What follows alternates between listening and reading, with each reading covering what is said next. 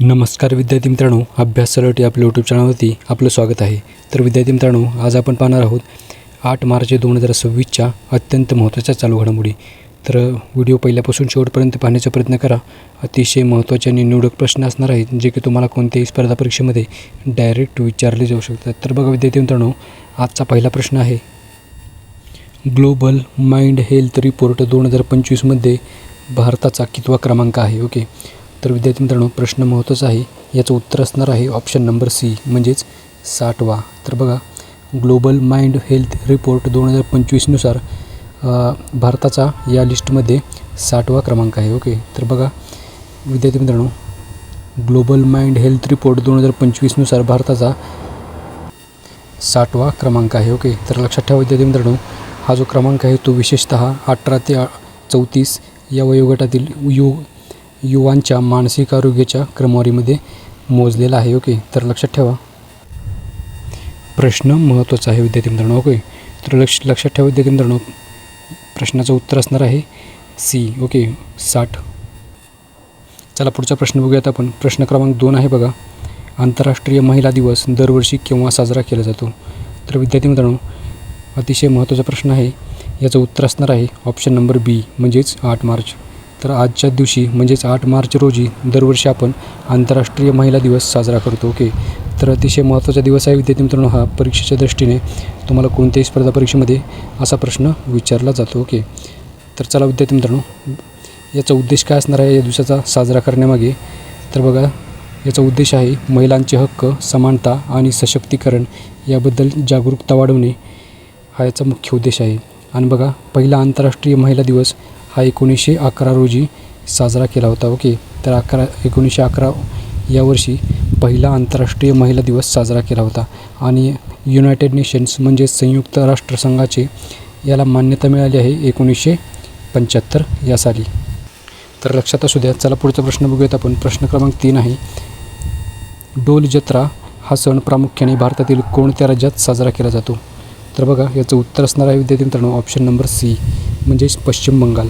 तर बघा, डोल जत्रा हा जो सण आहे तो प्रामुख्याने भारतातील पश्चिम बंगाल या राज्यामध्ये साजरा केला जातो. ओके, तर पश्चिम बंगालची राजधानी आहे कोलकाता. ओके, तर कोलकाता ही पश्चिम बंगालची राजधानी आहे. तर बघा, पश्चिम बंगालचे मुख्यमंत्री आहेत ममता बॅनर्जी.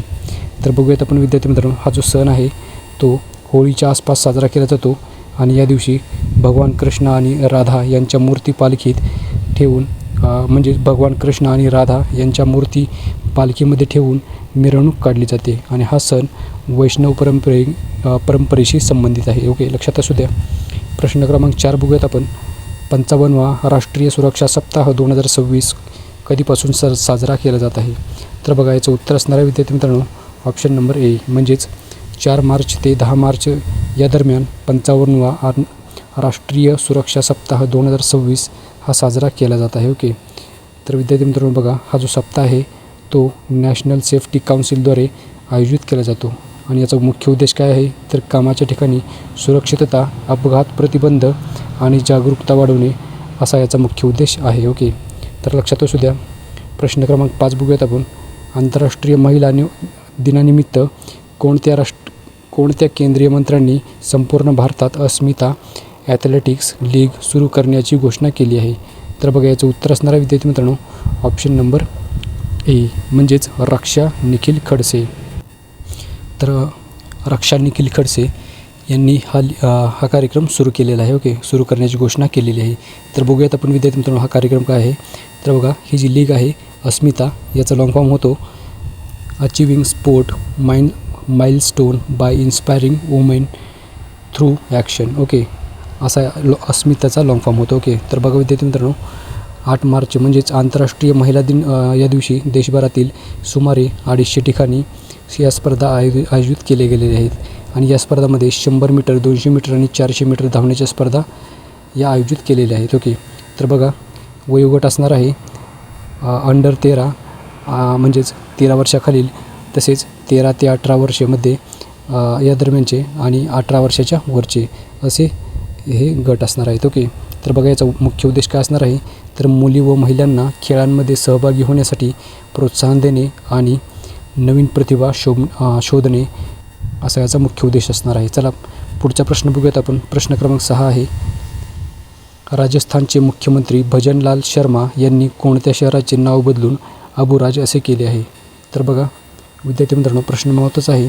तर अबुराज असे नाव कोणत्या शहराचे केले आहे? ओके, तर याचं उत्तर असणार आहे ऑप्शन नंबर बी म्हणजेच माउंट अबू.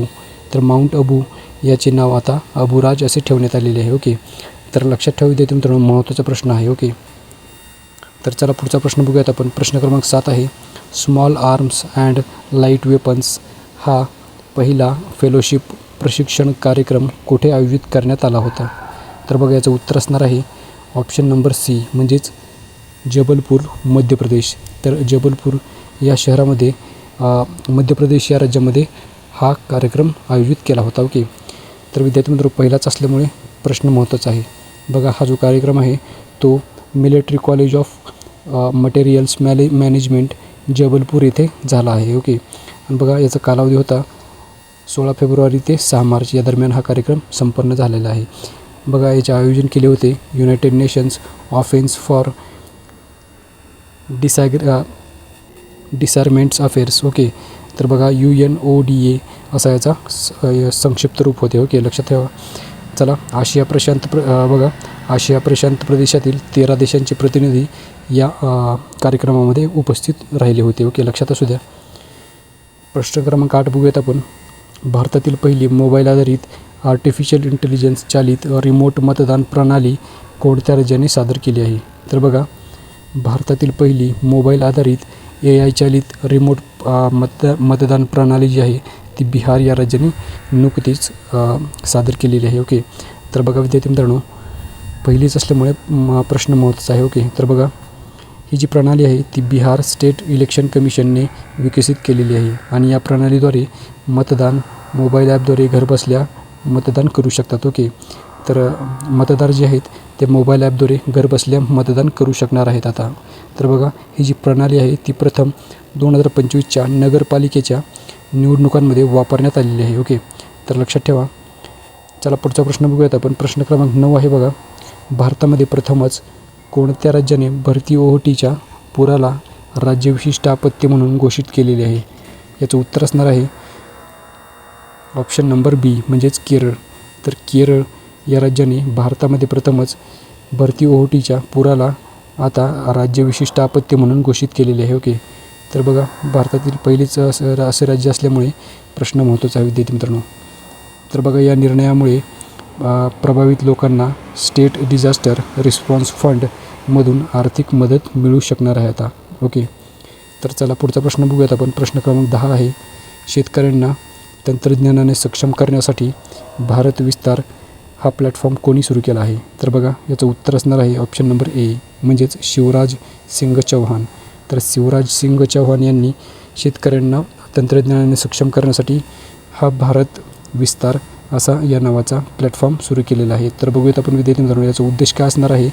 तर बघा शेतकऱ्यांना तंत्रज्ञानाद्वारे सक्षम करणे असा याचा मुख्य उद्देश असणार आहे आणि हा AI आधारित बहुभाषिक प्लॅटफॉर्म आहे जो की शेतकऱ्यांना हवामान, बाजारभाव, पीक सल्ला आणि सरकारी योजनांची माहिती देतो. ओके, तर असा या प्लॅटफॉर्मचा उपयोग असणार आहे. तर लक्षात ठेवा. आणि आजच्या दिवसाचे काही करंट अफेअर्सचे प्रश्न होते ते आपण घेतलेले आहेत विद्यार्थी मित्रांनो सर्व. भेटूयात आपण उद्या. धन्यवाद.